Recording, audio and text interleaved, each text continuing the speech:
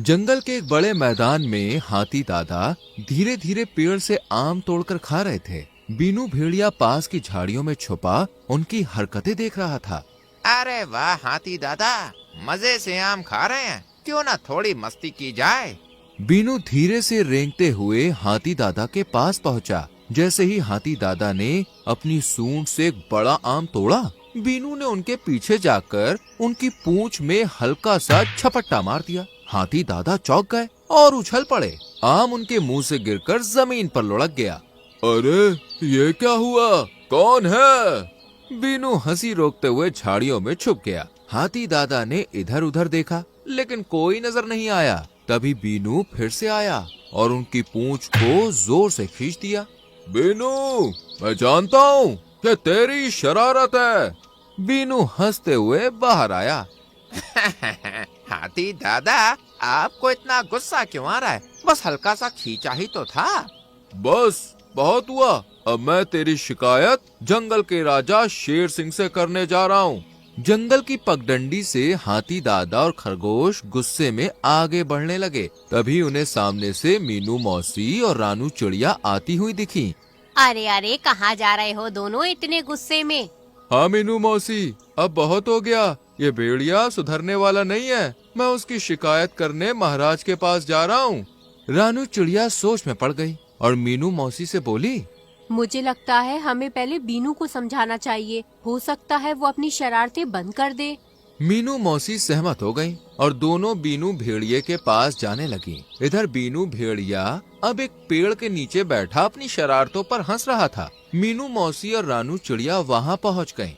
बीनू, तुम्हारी शरारतें कभी कभी बहुत ज्यादा हो जाती हैं। ये मजाक मस्ती किसी दिन तुम्हारे और पूरे जंगल के लिए मुश्किल बन सकती है। बीनू, अगर किसी दिन कोई तुम्हें भी तंग करे तो? अरे मौसी, ये तो बस मैं मजे के लिए करता हूँ। अचानक से एक कबूतर उड़ता हुआ आकर पास की टहनी पर बैठ गया। बीनू के दिमाग में फिर से शरारत सूझने लगी। बीनू ने धीरे से कबूतर के नीचे की टहनी को झटक दिया। कबूतर असंतुलित होकर थोड़ा हिला, लेकिन संभल गया। बीनू हंसने लगा। बीनू, ये क्या बदतमीजी है? अरे उड़ने वाले भाई, थोड़ा तो मजाक कर लेने दो। अगर तुम्हारी शरारतों से कोई सच में चोटिल हो गया तो? बीनू, अब भी सुधर जाओ, वरना कोई दिन ऐसा आएगा जब जंगल में कोई तुम्हारी मदद नहीं करेगा। बीनू थोड़ा सोचने लगा, लेकिन उसकी शरारतें बंद करने का कोई इरादा नहीं था। मीनू मौसी और रानू चिड़िया चिंतित होकर वहाँ से चली गईं। इधर जंगल का दरबार सजा हुआ था, जहाँ बड़े बड़े पेड़ और चारों ओर हरियाली थी। शेर सिंह अपने आसन पर बैठा था। सामने हाथी दादा खड़े थे। उनके चेहरे पर गुस्सा साफ झलक रहा था। महाराज, अब बहुत हो गया। बीनू भेड़िए की शरारतें दिन पर दिन बढ़ती ही जा रही है। वो पूरे जंगल को तंग करता है। शेर सिंह की आंखों में गुस्सा भड़क उठा। अब बहुत हुआ। बीनू की शरारतें अब सहन नहीं की जाएंगी। मैं उसे नहीं छोड़ूंगा। उसकी हदें पार हो चुकी हैं। शेर सिंह गुस्से में जंगल की ओर बढ़ गया और अपनी तेज चाल से बीनू भेड़िए की तलाश करने लगा। बीनू भेड़िया एक घने वृक्ष के नीचे लेटा आराम कर रहा था। उसकी आंखें बंद थी और वो अपनी शरारतों पर हंस रहा था। तभी आसमान से काला कौवा तेजी से उड़ता हुआ आया और पेड़ की डाल पर आकर बैठ गया। बीनू उठो, जंगल का शेर तुम्हें तलाश कर रहा है और वो इस बार बहुत गुस्से में है। मुझे नहीं लगता कि वो तुम्हें जीवित छोड़ेगा। बीनू भेड़िए की आंखें चौड़ी हो गई। वो हड़बड़ाकर इधर उधर देखने लगा। उसके माथे पर पसीने की बूंदें छलक आईं। अब क्या करूं? अगर शेर सिंह ने पकड़ लिया मुझे तो मेरा तो काम तमाम हो जाएगा। अचानक बीनू के दिमाग में एक विचार आया और उसकी आंखों में चमक दौड़ पड़ी। वो आत्मविश्वास से बोला, इस जंगल में एक ऐसा तालाब है जहाँ कोई नहीं जाता। मैं वहीं जाकर छुप जाता हूँ। नहीं बीनू, वहाँ मत जाओ। महाराज शेर सिंह ने उस तालाब में जाने की सख्त मनाही कर रखी है। लेकिन बीनू ने कौवे की बात अनसुनी कर दी और तेजी से उस रहस्यमयी तालाब की ओर भाग गया। तालाब एक वीरान इलाके में था। उसके चारों ओर घनी झाड़ियाँ थी और तालाब का पानी हरे काले रंग का था, जैसे बरसों से उसमें कोई हलचल ना हुई हो। वहाँ का माहौल विचित्र सा था, बिल्कुल सन्नाटा। बीनू भेड़िया वहाँ पहुँचा, रुक गया और वो तालाब की ओर देखने लगा। ये तालाब तो बहुत गंदा है, लगता है बरसों से यहाँ कोई नहीं आया है। तभी तालाब के पानी में हलचल होने लगी। धीरे धीरे पानी में से एक बड़ी मछली निकल आई और बीनू को घूरने लगी। उसकी आंखें विचित्र अंदाज में चमक रही थी। बरसों बाद जंगल का कोई प्राणी यहाँ आया है। बीनू भेड़िए ने मछली को देखकर नाक सिकोड़ ली और हंसते हुए बोला, अरे मछली रानी, तुम इस गंदे तालाब में कैसे रह लेती हो? अगले ही पल मछली अचानक गायब हो गई। बीनू को अचानक अजीब से चक्कर आने लगे। उसकी आंखें लाल हो गईं और उसके शरीर में एक अजीब सी ताकत महसूस होने लगी। वो अचानक गुर्राने लगा और जंगल की ओर दौड़ पड़ा। शेर सिंह जो जंगल में बीनू की तलाश ही कर रहा था, तभी बीनू तेजी से भागता हुआ सीधा शेर सिंह से आकर टकरा गया। बीनू, तुम्हारी शिकायत बहुत बढ़ गई है, अब मैं तुम्हें नहीं छोड़ूंगा। लेकिन अगले ही पल बीनू के शरीर में एक विचित्र परिवर्तन हुआ। उसकी गुर्राहट और भयानक हो गई और उसकी ताकत कई गुना बढ़ गई। वो अचानक शेर सिंह पर झपट पड़ा। शेर सिंह को संभलने का मौका भी नहीं मिला और बीनू ने उसे जोर से जमीन पर गिरा दिया। शेर सिंह आश्चर्य से देख रहा था। ये क्या हो रहा है? बीनू के अंदर इतनी ताकत कहां से आ गई? शेर सिंह ने खुद को बचाने की कोशिश की, लेकिन बीनू लगातार हमला करता रहा। शेर सिंह बुरी तरह घायल हो गया और खुद को मुश्किल से बचाकर वहां से भाग निकला। दूर एक पेड़ की टहनी पर बैठा काला कौवा ये सब देख रहा था। उसकी आंखों में डर था। काला कौवा तेजी से उड़ता हुआ मीनू मौसी और रानू चिड़िया के पास पहुंचा, जो पास के पेड़ पर बैठी हुई थी। क्या हुआ काले कौवे, तुम इतने डरे हुए क्यों हो? बहुत बड़ा अनर्थ हो गया। बीनू भेड़िया पहले जैसा नहीं रहा। उसने शेर सिंह पर हमला कर दिया और उसे घायल कर दिया। ये कैसे हो सकता है? बीनू उस रहस्यमय तालाब में गया था। वहाँ कुछ हुआ जिससे उसकी ताकत कई गुना बढ़ गई। मीनू मौसी और रानू चिड़िया एक दूसरे की ओर चिंता से देखने लगी। इधर शेर सिंह गहरी चोटों के कारण जंगल के अपने कक्ष में पड़ा था। तभी काला कौवा, मीनू मौसी और रानू चिड़िया वहाँ पहुँची। मीनू मौसी, रानू, तुम लोग यहाँ क्यों आई हो? महाराज, कुछ तो अनर्थ हुआ है। बीनू भेड़िए के अंदर ये शक्ति कहाँ से आ गई? जब बीनू ने मुझ पर हमला किया तो मुझे लग ही नहीं रहा था कि वो वही शरारती बीनू भेड़िया है। ऐसा लग रहा था जैसे उसके शरीर के अंदर कोई और शक्ति समा गई हो। बीनू शरारती जरूर है, लेकिन वो कभी इतना हिंसक नहीं रहा। मुझे लगता है ये सब उस तालाब से जुड़ा है। कुछ तो वहाँ हुआ है जिससे बीनू के अंदर ये बदलाव आया। मगर महाराज, आपने उस तालाब में जाने से मना क्यों किया था? क्या आप कुछ जानते हैं? वो तालाब जंगल का सबसे पुराना और रहस्यमय स्थान है। वर्षों पहले वहाँ एक जादुई मछली रहा करती थी। कहा जाता है कि वो मछली अपने पास आने वाले किसी भी प्राणी को वश में कर सकती थी, इसलिए मैंने वहाँ जाने पर रोक लगाई थी। लेकिन लगता है कि बीनू ने उस नियम को तोड़ दिया है। तो वश में होने वाला प्राणी सही कैसे होता था? तालाब के उसी पानी को दोबारा उसके शरीर पर फेंकना पड़ता था और वो सही हो जाता था। समझ गई। हमें बीनू के ऊपर उसी तालाब का पानी दोबारा फेंकना पड़ेगा। लेकिन बीनू भेड़िया हमें मिलेगा कहाँ? शायद उसी तालाब के पास। रात हो चुकी थी। मीनू मौसी, रानू चिड़िया और काला कौवा मिलकर बीनू की तलाश करने निकले। वो तालाब की ओर बढ़ रहे थे। तभी अचानक झाड़ियों से बीनू भेड़िया निकल आया। उसकी आंखें अब भी चमक रही थी। वो एक गहरी गुर्राहट के साथ आगे बढ़ने लगा। देखो, बीनू आ गया। वो धीरे धीरे उनकी ओर आगे बढ़ने लगा। बीनू, क्या हो गया है तुम्हें? तुम पहले जैसे नहीं रहे। ये शक्ति तुम्हें कहाँ से मिली? मैं जंगल का सबसे ताकतवर शिकारी हूँ। अब इस जंगल पर मेरा राज होगा। नहीं, ये बीनू की आवाज नहीं है, ये कोई और है। बीनू, तुम्हें याद है जब तुम छोटे थे तो तुम हम सबके साथ खेलते थे, जब तुमने पहली बार शहद चुराया था और तुम्हारी नाक पर चिपक गया था। बीनू के चेहरे पर हल्की सी शिकन आ गई। उसकी आंखें कुछ पलों के लिए सामान्य हो गईं, लेकिन वो फिर से गुस्से में आ गया। तभी काला कौवा जोर से चिल्लाते हुए बोला, मीनू मौसी, वो मछली, शायद वो अभी बीनू के अंदर है। मीनू मौसी ने जल्दी से पास के तालाब का पानी लिया और बीनू के सर पर डाल दिया। जैसे ही पानी उसके सर पर पड़ा, बीनू के शरीर से एक हल्की रोशनी निकली और अचानक तालाब में से वो मछली फिर से प्रकट हो गई। ये तालाब एक प्राचीन शक्ति से भरा हुआ है। वर्षों बाद कोई प्राणी यहाँ आया और मैंने बीनू को वश में कर लिया।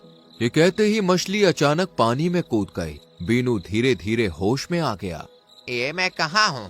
मुझे क्या हो गया था? अब सब ठीक हो गया है बीनू। मुझे माफ कर दो, मैंने बहुत गलत किया। अब जल्दी चलो यहाँ से और वापस चलकर तुम फिर से हमारे वही पुराने शरारती बीनू बन सकते हो। बीनू मुस्कुराने लगा। सबने राहत की सांस ली और जंगल एक बार फिर से पहले जैसा खुशहाल हो गया। जंगल में बारिश बंद होने के बाद अच्छी धूप निकली थी। हिरन अच्छी धूप का आनंद उठाने के लिए अपने घर से कुछ दूर चला ही था कि तभी उसे रास्ते में एक बहुत सुंदर मुर्गी दिखाई दी। हिरन उस मुर्गी को देखकर बुरी तरह से चौंक पड़ा और दौड़ता हुआ उसके पास जाकर बोला, तुम तो इस जंगल की मालूम नहीं पड़ती। मैंने तुम्हारी जैसी सुंदर मुर्गी अपने जंगल में तो नहीं देखी। तुमने बिल्कुल सही कहा सुंदर हिरन, मैं इस जंगल की नहीं हूँ, मैं बहुत दूर से आई हूँ। बहुत दूर से आई हो? मैं कुछ समझा नहीं। मेरा जंगल दूसरे देश में है। मैं एक बहुत ही खास समुदाय से ताल्लुक रखने वाली मुर्गी हूँ। तो क्या इस बात को हमारे जंगल का राजा शेर जानता है? मुर्गी हंसते हुए हिरन की ओर देखकर बोली, मैं जिस समुदाय से ताल्लुक रखती हूँ वो बहुत ही प्राचीन और खास समुदाय है। हमारे समुदाय की मुर्गियाँ किसी भी जंगल के बगैर राजा की इजाजत के बगैर रुक सकती हैं और कोई हमें अपने जंगल में रुकने के लिए क्यों रोकेगा? हम किसी को नुकसान नहीं पहुँचाती। इतना बोलकर मुर्गी आगे बढ़ गई, मगर वो नहीं जानती थी कि उसकी इस बात को ब्लैक बर्ड बहुत ही गौर से सुन रही थी। ब्लैक बर्ड उस मुर्गी को बहुत ही गौर से देखते हुए बोली, ये तो प्राचीन समुदाय से ताल्लुक रखने वाली मुर्गी है। मैंने सुना है कि साल में 3 दिन ये अपनी जुबान से जो भी बोलती है वो सच हो जाता है और ये समय तब शुरू होता है जब बारिश का महीना खत्म होने वाला होता है। मुझे इस बात का फायदा उठाना चाहिए। इतना बोलकर ब्लैक बर्ड सीधी उड़ती हुई उस मुर्गी के पास जाकर बोली, क्या तुम मुझसे दोस्ती करोगी? हाँ, मुझे दोस्ती करना अच्छा लगता है, लेकिन क्या तुम मुझे जानती हो? नहीं, मैं तुम्हें पर्सनली तो नहीं जानती, लेकिन इतना मैं जानती हूँ कि तुम बहुत ही खास समुदाय से ताल्लुक रखने वाली हो। तुम जिस समुदाय से हो उस समुदाय की इज्जत जंगल का हर राजा करता है और तुम कभी किसी को नुकसान नहीं पहुँचाती। ये सुनकर मुर्गी खुश हो गई। तुम तो मेरे बारे में बहुत कुछ जानती हो। मैं भी तुम्हारे साथ साथ आगे आगे चलती हूँ। मुर्गी ब्लैक बर्ड के संग कुछ दूर चली ही थी कि तभी वहाँ पर रानू चिड़िया आ गई और उस मुर्गी की ओर देखकर बोली, तुम्हें इस ब्लैक बर्ड की बातों में नहीं आना चाहिए। शायद इसने तुम्हें पूरी बात नहीं बताई। ये मेरी दोस्त है, इसने मुझे बताया कि मैं कितनी शक्तिशाली हूँ। मेरे रास्ते से हट जाओ, नहीं तो मैं अपनी जुबान से तुम्हारे खिलाफ उल्टे सीधे शब्द निकाल दूंगी। फिर मत कहना कि ये क्या हुआ। फिर रानू चिड़िया मौके की नजाकत देखकर वहाँ से चली गई। ब्लैक बर्ड मुर्गी के साथ आधे दिन तक घूमती रही। दोपहर के समय ब्लैक बर्ड मुर्गी से बोली, मेरा आम खाने का बहुत मन कर रहा है। अब इसमें तो मैं तुम्हारी कोई मदद नहीं कर सकती। आम तो पेड़ की डाली पर लटके हैं और मैं इतना ऊंचा नहीं उड़ सकती। शायद तुम नहीं जानती, अगर तुम अपनी जुबान से कहोगी कि आम का गुच्छा नीचे गिर जाए तो गिर जाएगा। क्या मतलब? ऐसे कैसे हो सकता है? ऐसा मुमकिन नहीं। शायद तुम्हें अपनी शक्ति का ज्ञान ही नहीं है। अगर तुम्हें विश्वास नहीं होता तो ऐसा करके देख लो। मुर्गी ने ठीक वैसा ही किया। अगले पल आम का गुच्छा जमीन पर गिर पड़ा। ये देखकर मुर्गी विश्वास भरी नजरों से आम के गिरे हुए गुच्छे को देखने लगी। शायद तुम्हारे समुदाय और परिवार लोगों ने तुम्हें बताया नहीं कि तुम मुर्गियों में एक बहुत सी खास शक्ति होती है। तुम जो बोलती हो वो सच हो जाता है और उसके बावजूद भी तुम सबसे कमजोर प्राणी हो, जबकि जंगल का सबसे ताकतवर प्राणी तुम्हारी समुदाय की मुर्गियों को माना जाना चाहिए।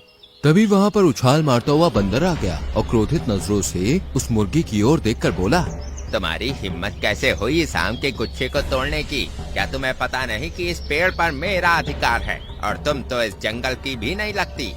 ये सुनकर मुर्गी को पता नहीं क्यों गुस्सा आ गया। क्या तुम यहाँ के राजा हो क्या? अरे इस पेड़ पर यहाँ के सभी पक्षी और जानवरों का अधिकार है। तुम कैसे कह सकते हो कि इस पेड़ पर सिर्फ तुम्हारा ही अधिकार है? क्या इस पर लगे हुए आम सिर्फ तुम ही खाओगी? हाँ, मैं ही खाऊंगा और मुझसे ज्यादा उलझने की जरूरत नहीं है। तुम शायद मुझे जानती नहीं हो। मैं अपने से कमजोर प्राणियों को बहुत जल्दी अपना पंजा मारकर घायल कर देता हूँ और तुम तो वैसे भी मेरे जंगल की हो ही नहीं। बंदर की बात सुनकर मुर्गी गुस्से से जाने ही वाली थी कि तभी ब्लैक बर्ड मुर्गी से बोली, तुम इसे सबक क्यों नहीं सिखाती हो? मैं भला सबक कैसे सिखा सकती हूँ? भूलो मत, कुछ देर पहले तुमने अपने शब्दों के द्वारा ही आम के गुच्छे को तोड़ दिया था। तब इस बंदर की इतनी हिम्मत थी, ये तुमसे इतनी बदतमीजी से बात कर रहा है और तुम उससे कुछ कह ही नहीं रही। ब्लैकबर्ड की बात सुनकर मुर्गी उसकी बातों में आ गई और बंदर की ओर देखकर बोली, बंदर तुम बहुत बदतमीज हो, अगर तुम्हारी इसी वक्त टांग टूट जाती तो कितना अच्छा होता। मुर्गी ने शब्द बोले थे कि तभी बंदर बुरी तरह से करहाने लगा और जमीन पर गिर गया। ये देखकर मुर्गी को अपनी आंखों पर विश्वास नहीं हुआ। तुम मेरे साथ चलो, मैं तुम्हें बताऊंगी आगे आगे क्या करना है। और वो बंदर घायल अवस्था में सीधे जंगल के राजा शेर के पास चला गया और सारी घटना शेर को बताते हुए बोला, महाराज, वो मुर्गी आपके राज्य के लिए बहुत ही ज्यादा घातक है। अगर उसने आपके खिलाफ कुछ भी बोल दिया तो वो सच हो जाएगा, उसका कुछ कीजिए। जंगल का राजा शेर बंदर की बात सुनकर गहरी सोच में डूबते हुए बोला, शायद तुम सही कहते हो, मुझे जाकर उस मुर्गी से बात करनी चाहिए। इतना बोलकर जंगल का राजा शेर सीधे दौड़ते हुए उसी मुर्गी के पास पहुंच गया। ब्लैकबर्ड ने जैसे ही शेर को देखा वो तुरंत ही मुर्गी से बोली, जंगल का राजा शेर तुम्हें जान से मारने के लिए आ रहा है, अगर तुमने कुछ नहीं किया तो तुम तो मारी जाओगी। ये सुनकर मुर्गी बुरी तरह से घबरा गई और उसने तुरंत ही जंगल के राजा शेर की तरफ देखकर कहा, अगर तुमने एक कदम भी आगे बढ़ाया तो तुम्हारी टांग टूट जाएगी। मगर शेर जब तक आगे बढ़ा चुका था अपनी टांगे, अचानक से वो लड़खड़ाता हुआ गिर गया और दर्द के मारे करहाने लगा। उसे देखकर जंगल में अफरा तफरी मच गई। उस दृश्य को हिरन भी देख रहा था। वो डर की वजह से वहाँ से भागने लगा। वहीं दूसरी ओर रानू चिड़िया मीनू मौसी के साथ अच्छे मौसम का लुत्फ उठा रही थी। तभी एक हिरन घबराया हुआ वहाँ आकर बुरी तरह से हाँफने लगा। रानू चिड़िया तुरंत ही हिरन से बोली, क्या हुआ हिरन, तुम इतने घबराए हुए क्यों हो? आज तो जंगल में अच्छी धूप भी निकली है और हवा भी अच्छी चल रही है। जो बात मैं बताने वाला हूँ उसे सुनकर तुम भी घबरा जाओगी रानू। ऐसी कौन सी बात है? तुम्हें पता है, हमारे जंगल के राजा शेर की टांग टूट गई है और वो दर्द से बुरी तरह से करहा रहा है। ये सुनकर मीनू मौसी बुरी तरह से चौंक पड़ी। जंगल के राजा शेर की टांग आखिर किसने तोड़ी? एक मुर्गी ने। क्या बकवास कर रहे हो तुम? मुर्गी और शेर का क्या मुकाबला? यही तो रहस्य है रानू चिड़िया। अपनी जान बचाना चाहती हो तो तुम भी इस जंगल को छोड़कर चली जाओ, नहीं तो वो मुर्गी तुम्हें भी नहीं छोड़ेगी। इतना बोलकर हिरन वहाँ से भाग गया। रानू चिड़िया गहरी सोच में डूबती हुई मीनू मौसी से बोली, मुझे अब थोड़ा थोड़ा समझ आ गया है। लगता है मुझे कुछ करना ही पड़ेगा, नहीं तो उस मुर्गी की जान खतरे में पड़ जाएगी। वहीं दूसरी ओर जंगल का राजा शेर क्रोध भरी नजरों से मुर्गी को देखने लगा। तभी ब्लैकबर्ड मुर्गी से बोली, जंगल के राजा शेर को जिंदा छोड़ना मूर्खता होगी। मुर्गी अपनी जुबान से जल्दी से शब्द निकालो कि जंगल का राजा शेर यहीं मर जाए। तभी वहाँ पर रानू चिड़िया मौसी के साथ उड़ती हुई आई और मुर्गी की ओर देखकर बोली, ऐसा भूल कर भी मत करना मुर्गी। तुम शायद नहीं जानती कि ब्लैकबर्ड तुम्हारी ताकत का नाजायज फायदा उठा रही है। ये तुम्हारी दोस्त नहीं बल्कि दुश्मन है। हमारे जंगल के राजा शेर तो तुम्हारे समुदाय के लोगों का बहुत सम्मान करते हैं। अगर ऐसी बात है तो फिर ये मुझे जान से मारने के लिए क्यों आ रहे थे? शेर कराहता हुआ मुर्गी से बोला, मैं तुम्हें जान से मारने के लिए नहीं आ रहा था खास समुदाय की मुर्गी, बल्कि तुमसे ये पूछने आ रहा था कि आखिर बंदर ने ऐसी क्या गलती कर दी कि तुमने उसकी टांग तोड़ दी। देखा, मुझे तुम पर पूरा विश्वास है कि ये गलतफहमी भी ब्लैकबर्ड ने तुम्हारे मन में भरी होगी। शायद तुम्हारे परिवार वालों ने तुम्हें इसलिए तुम्हारी ताकत के बारे में नहीं बताया होगा कि तुम्हारे अंदर अभी वो समझदारी ही नहीं है। मैं तुम्हारे समुदाय के बारे में जानती हूँ। ये ताकत साल में सिर्फ 3 दिन तुम्हारे अंदर रहती है। मान लो कि अगर तुम जंगल के राजा शेर को नुकसान पहुँचाने में कामयाब हो भी गयी तो 3 दिन बाद तुम साधारण मुर्गी बन जाओगी। ये सुनकर मुर्गी को पछतावा होने लगा। वो जंगल के राजा शेर की ओर देखते हुए बोली, मुझे क्षमा कर दीजिए शेर राजा। मैं चाहती हूँ कि जंगल के राजा पहले जैसे ही सही हो जाएं और बंदर की टांग भी सही हो जाए। अगले ही पल जंगल का राजा बिल्कुल सही हो गया और क्रोधित अवस्था में ब्लैकबर्ड की ओर देख के बोला, तुम्हें तो अब मैं कारागार में ही डालूंगा। ब्लैकबर्ड, तुमने अब सारी हदें पार कर दी है। जंगल के राजा ने ब्लैकबर्ड को गिरफ्तार करके जेल में डलवा दिया और इस तरह रानू चिड़िया फिर से सबकी हीरो बन गई। तो दोस्तों, कैसी लगी आपको हमारी ये कहानी? अगर कहानी अच्छी लगी हो तो वीडियो को लाइक कीजिएगा, चैनल को सब्सक्राइब कीजिएगा और हाँ, कहानी अपने दोस्तों के साथ शेयर करना तो बिल्कुल मत भूलिएगा। मैं आपको मिलूंगी अगले वीडियो में किसी नई कहानी, नई सीख के साथ। तब तक के लिए बाय बाय।